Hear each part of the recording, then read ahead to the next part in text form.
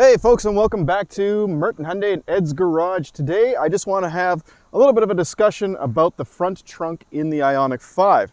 Now the front trunk on this rear-wheel drive model is quite small. You'll notice there's not a lot of room in here. I got enough room for the tire mobility kit, the charger. Speaking of chargers, do you need an EV charger for your new electric vehicle? Well, check out the Lectron 240 volt 16 amp charger. Now this is a J1772 standard charger, and it can be found on www.ev-lectron, that's Lectron.com. Here you'll find everything you need to set up your electric vehicle, whether it be adapters to configure your charger with a Tesla or vice versa, or different levels of charging stations, including 30 amp and 40 amp as well, with various different connectors on either end. Lectron's got everything you need to get your home charging setup up and running. That's where I got my 240 volt 16 amp Electron EV charger. Now this one, what I really like about it is its nice small form factor. It's 20 foot, very flexible cord. Now, not every cord on these EV chargers are the same. This one is nice and easy to move around.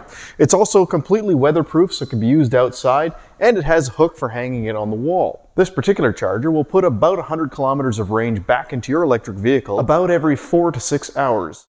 So if you're in need of an EV charger or an EV accessory, be sure to check out www.ev-lectron.com. Now, one thing to mention real quick, you can actually pull this panel out to access the cabin air filter behind there. So in case you guys are wondering where that is.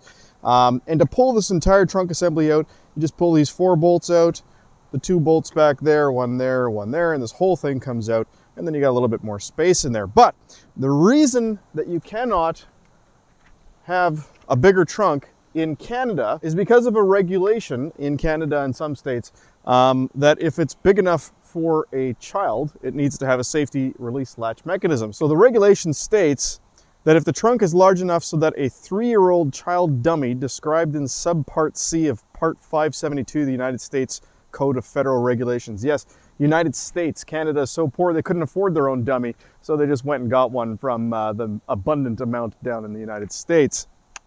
Anyway, so if the trunk is big enough to fit a child-sized dummy, then it has to have a safety release latch mechanism in here.